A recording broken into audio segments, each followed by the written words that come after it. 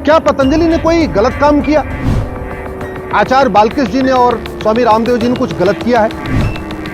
आखिर supreme court ने उन्हें क्यों फटकारा है कि पतंजलि 1954 में बने हुए कानून को नहीं मान रहा है? तो मूल कारण है ये घटिया कानून। क्या पतंजलि ने कोई गलत काम किया?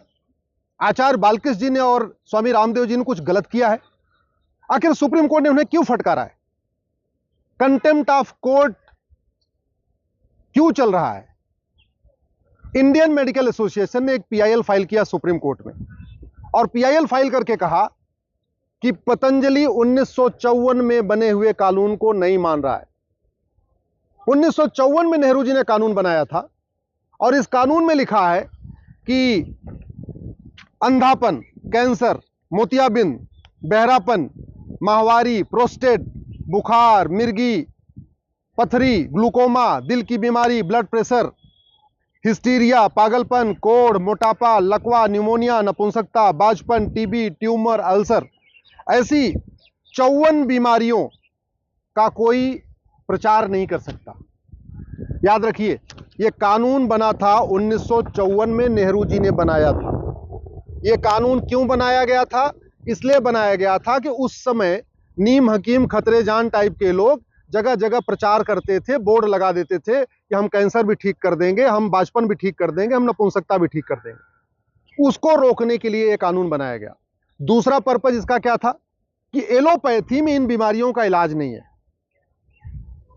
इन बीमारियों का, बाजपन का, नपुंसकता का, अंधेपन का, बहरेपन का, कोढ़ का, मोटापे का, ब्लड प्रेशर का, शुगर का, इन बीमारियों का जितना बढ़िया इलाज एलोपैथी में है, योग प्राणायाम में है, नेचुरोपैथी में है, उतना इफेक्टिव इलाज एलोपैथ में नहीं है।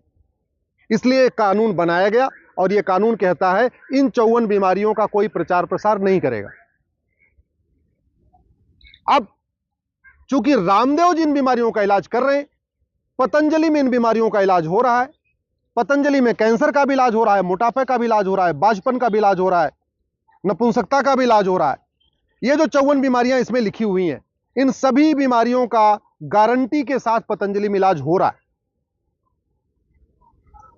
और हो रहा है तो जिनका इलाज हुआ है वो खड़े हो आके बता रहे हैं आज हम ठीक हो रहे। उसी बात को पतंजलि प्रचार करती है। बाबा रामदेव जी अपने कार्यक्रम में बोलते हैं कि हाँ भाई हम इसका गारंटी इलाज करते हैं, लेकिन कानून कहता है कि आप इसका प्रचार प्रसार नहीं कर सकते। इन बीमारियों के बारे में आप सार्वजनिक रूप से नहीं कह सकते हम गारंटी के साथ इलाज कर सकते। इसलिए मैं कह रहा हूं, न रामदेव जी ने कोई गलत किया है, न बालकृष्ण जी ने कोई गलत किया है, न पतंजलि ने कुछ गलत किया है। दूसरी तरफ सुप्रीम कोर्ट ने भी कुछ गलत नहीं किया, क्योंकि कानून में लिखा हुआ है कि आप इन 54 बीमारियों का प्रचार नहीं करेंगे। तो सुप्रीम कोर्ट इस कानून को पढ़ रहा है और सुप्रीम कोर्ट कह रहा है इस कानून में लिखा हुआ है, यह कानून अभी तक बदला नहीं किया, कानून अभी तक लागू है 1954 वाला, इसलिए आप प्रचार कैसे कर सकते? तो अगर आप ध्यान से देखिए तो एक तरफ सुप्रीम कोर्ट कानून को पढ़ रहा है, दूसरी तरफ रामदेव जी कह रहे हैं हम इलाज कर रहे हैं इसलिए हम इसको प्रचारित कर रहे हैं। इंडियन मेडिकल एसोसिएशन आके सुप्रीम कोर्ट में कह रहा है कि ये जी कानून का वायलेशन हो रहा है। तो आप अगर ध्यान से देखें तो लॉजिकली तीनों ठीक है।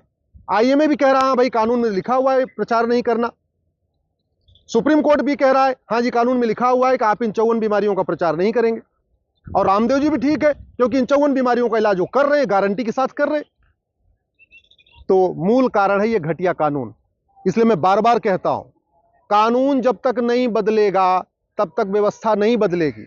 रामदेव जी ने करोड़ों लोगों का इलाज किया है, करोड़ों लोग उनको सुबह आस्था पे देख के ठीक हो चुके हैं, करोड़ों लोग पतंजलि गए भी नहीं है, वो घर बैठे सुबह 5 बजे आस्था खोलते हैं, 7 साढ़े 7 तक आस्था देखते रहते हैं और कपालभाति, अनुलोम विलोम, योग प्राणायाम करते रहते हैं, उसी से अपनी बीमारी ठीक कर लेते हैं। मैंने तो देखा है कि ऐसी ऐसी बीमारियों का इलाज जहां पे एलोपैथी में कहीं है ही नहीं है।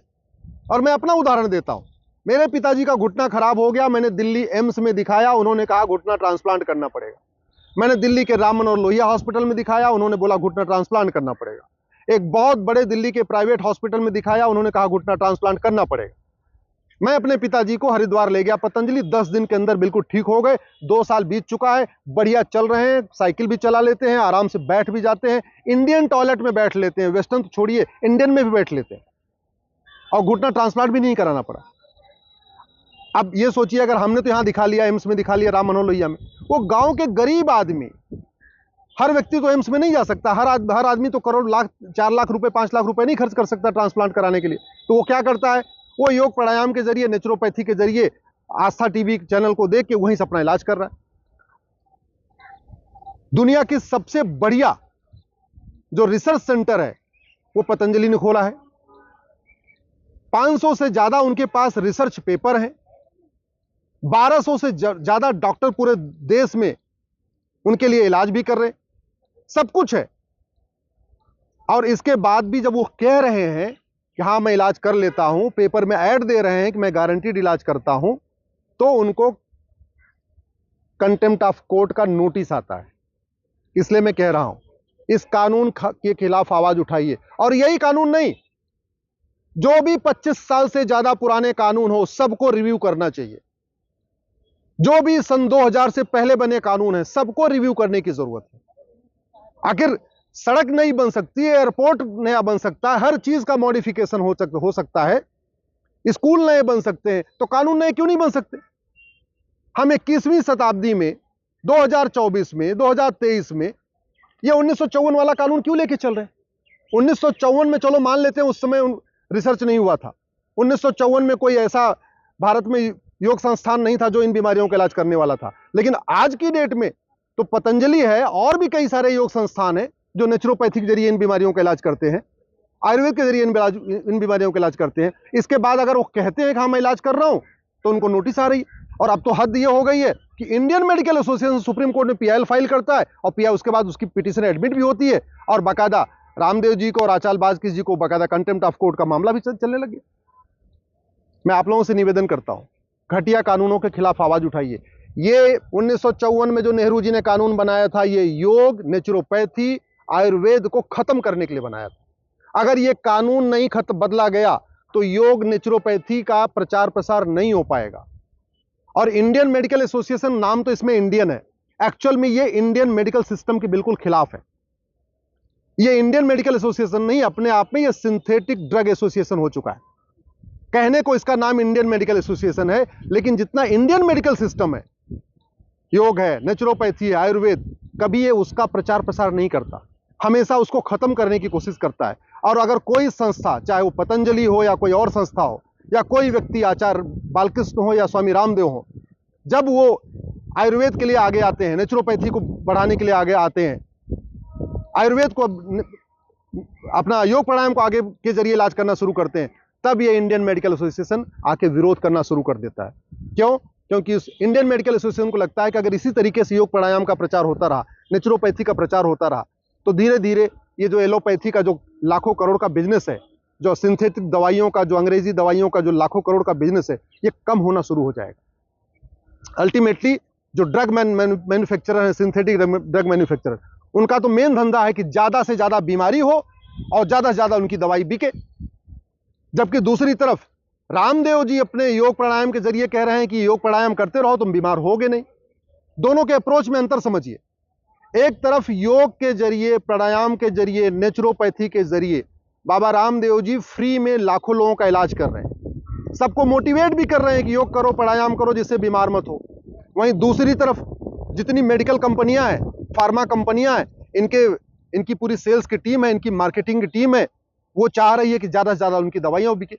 तो ये एक तरीके से अपने आप में ये फार्मा कंपनियों का एक बहुत बड़ा षड्यंत्र चल रहा है कि किसी भी तरीके से योग प्राणायाम को दबा दिया जाए, पतंजलि को दबा दिया जाए, बाबा रामदेव और स्वामी बालकृष्ण जी को दबा दिया जाए, और उसके बाद उनका जो चल रहा है एक तरफा खेल, एक छत्र राज जो उनका चल रहा है, वो चलता रहे। आप लोग भी इस ड्रग एक्ट के खिलाफ आवाज उठाइए, और अगर सरकार इस कानून को नहीं बदलेगी तो मैं इसको चैलेंज करूंगा। ये पूरी तरीके से भारतीय चिकित्सा व्यवस्था के खत्म करने के लिए कानून बनाया गया।